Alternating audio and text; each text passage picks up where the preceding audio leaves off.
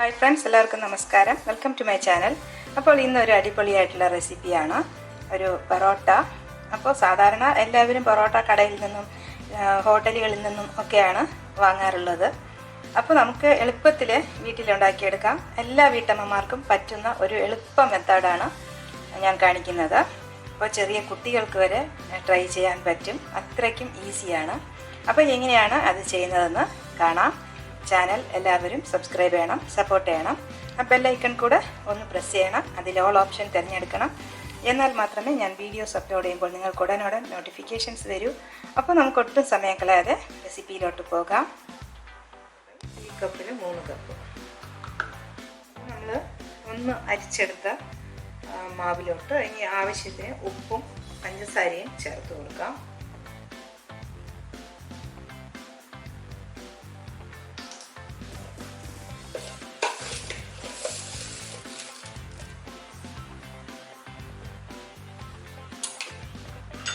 മാവിൽ ഉപ്പും പഞ്ചസാരയും ചേർത്ത് കൊടുത്തു. ഇനി നമുക്ക് പാല് ചേർത്ത് കൊടുക്കാം.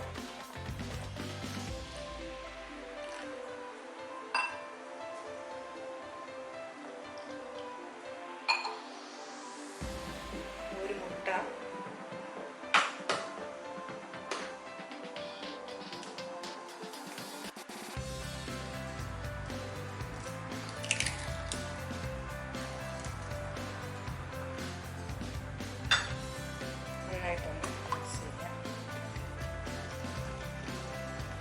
അപ്പം മുട്ട കഴിക്കാത്തവർക്ക് മുട്ട ചേർക്കാതെ തന്നെ ഉണ്ടാക്കാം.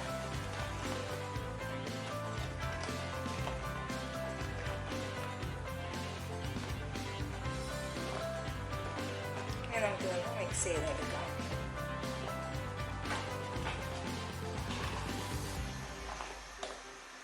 അപ്പോൾ നമ്മൾ അരിച്ചെടുത്ത മാവിലോട്ട് ആവശ്യത്തിന് ഉപ്പും 1 ടേബിൾ സ്പൂൺ പഞ്ചസാരയും ചേർത്ത് കൊടുത്തു. എന്നിട്ട് നന്നായിട്ടൊന്ന് മിക്സ് ചെയ്തിട്ട് നമ്മൾ ഒരു മുട്ട ഒഴിച്ചു. പിന്നെ ഒരു 1/2 കപ്പ് പാലും കൂടെ ഒഴിച്ചു കൊടുത്തു. നന്നായി മിക്സ് ചെയ്തിട്ട് ഇനി നമുക്ക് ബാക്കി വെള്ളം ഒഴിക്കാം.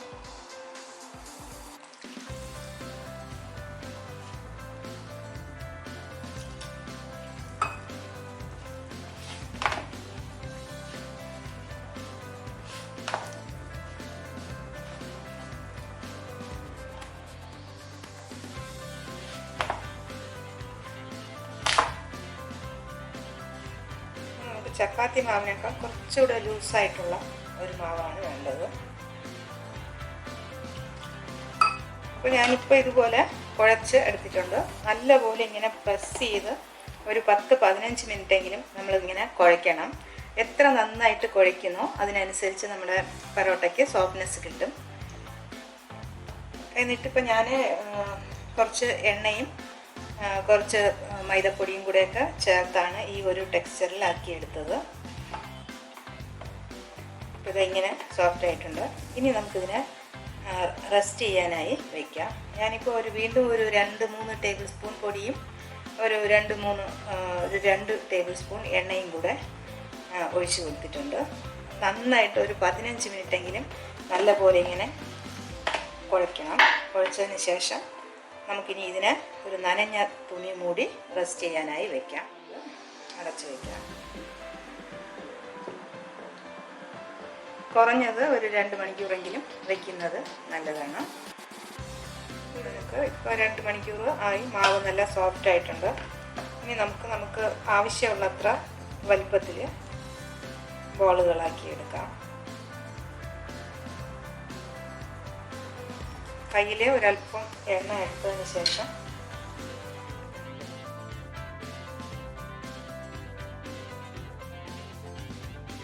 കിച്ചൺ സ്ലാബ് വൃത്തിയാക്കിയതിന് ശേഷം കുറച്ച് എണ്ണ ഒഴിച്ചു കൊടുക്കാം.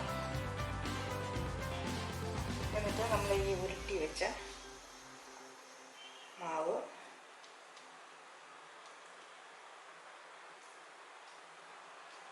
ആദ്യം നമുക്ക് കൈ വെച്ച് തന്നെ പരത്തി കൊടുക്കാം. പിന്നെ നമുക്ക് റോളർ വെച്ച് പരത്താം.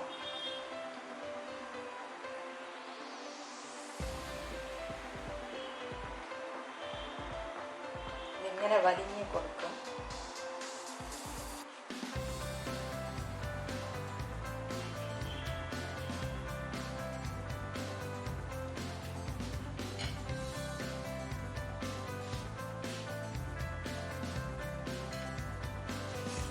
റോളറിൽ കുറച്ച് എണ്ണ തടവിയതിന് ശേഷം നന്നായിട്ട്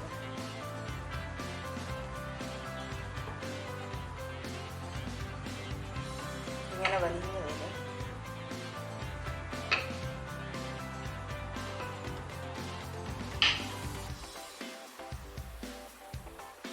അപ്പം നമ്മുടെ ഈ ഗ്രാനൈറ്റ് സ്ലാബിൻ്റെ കളറ് ഇതിൻ്റെ പുറത്തൂടെ കാണാൻ പറ്റും. അപ്പോൾ ഇടയ്ക്ക് ഇങ്ങനെ കീറിപ്പോയാലൊന്നും ഒരു പ്രശ്നവുമില്ല. മാക്സിമം നമുക്കിതിനെ ഇങ്ങനെ പരത്തിയെടുക്കാം. അതുപോലെ ഷേപ്പിനെ കുറിച്ചും നമ്മൾ വറി ചെയ്യണ്ട. ഇനി നമുക്ക് കുറച്ച് എണ്ണ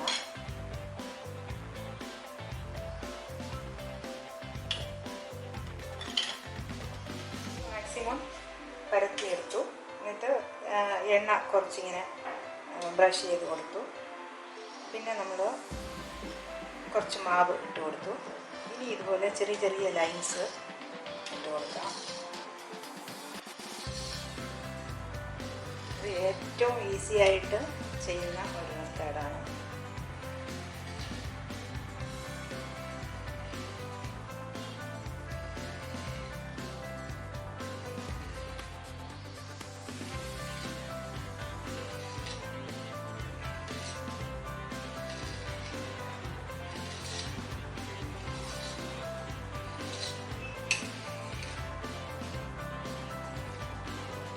എന്നിട്ട് നമ്മൾ ഇതിനെല്ലാം ഒന്നിച്ച് നോക്കാം.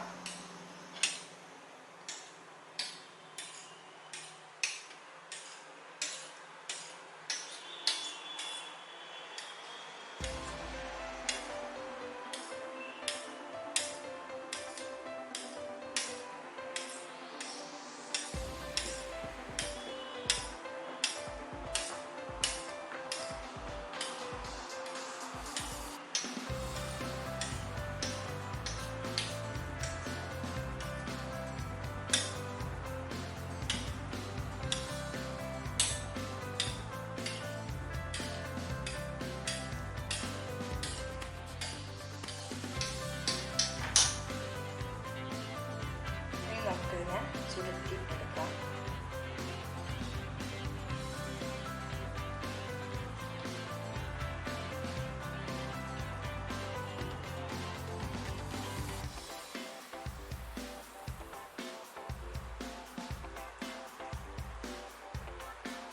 ഇതുപോലെ ചുരുട്ടി ചുരുട്ടി എടുക്കാം.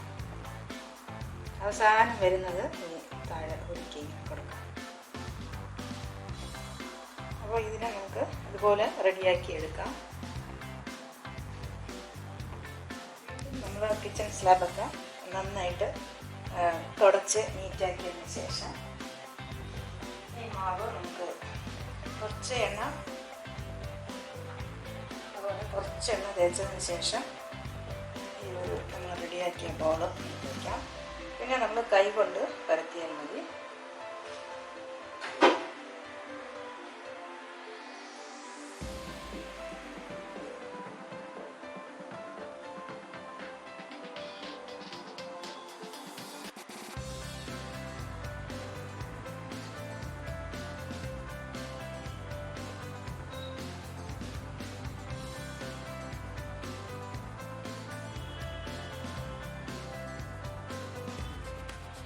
ഇനി ഇത് നമുക്ക് നല്ല ചൂടായ പാനിലിട്ട് ചുട്ടെടുക്കാം.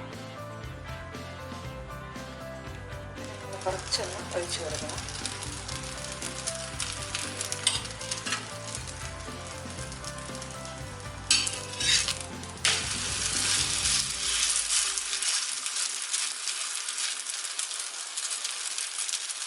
തീ അഡ്ജസ്റ്റ് ചെയ്ത് കൊടുക്കണം. കല്ലിന് നല്ല ചൂട് വേണം, പക്ഷെ കരിഞ്ഞു പോകാതെ തീ ഒന്ന് കുറച്ച് കൊടുക്കണം.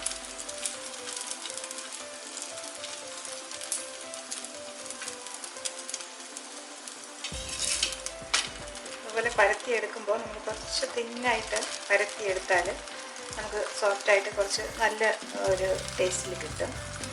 ഒരുപാട് കട്ടിക്കല്ലാതെ അതുപോലെ എടുക്കാം.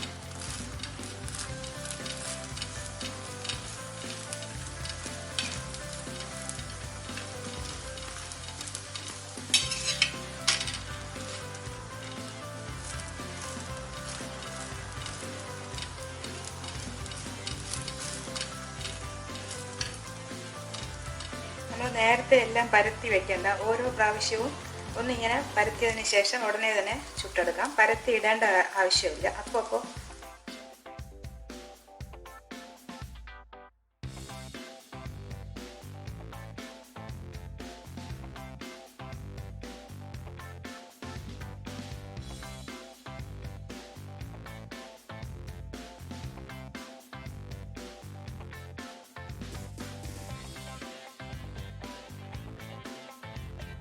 ഉണ്ടാക്കിയെടുക്കാൻ സാധിച്ചു. അപ്പോൾ നമ്മുടെ എളുപ്പത്തിലുള്ള പൊറോട്ട ഇവിടെ റെഡിയായി. ഈസി ആയിട്ടുള്ള ഒരു മെത്തേഡാണ്. അപ്പോൾ നിങ്ങളെല്ലാവരും ഇത് ഒരു പ്രാവശ്യമെങ്കിലും ട്രൈ ചെയ്ത് നോക്കണം. വീണ്ടും കാണാം നല്ല റെസിപ്പീസുമായി. Children, bye bye. Thank you. Take care.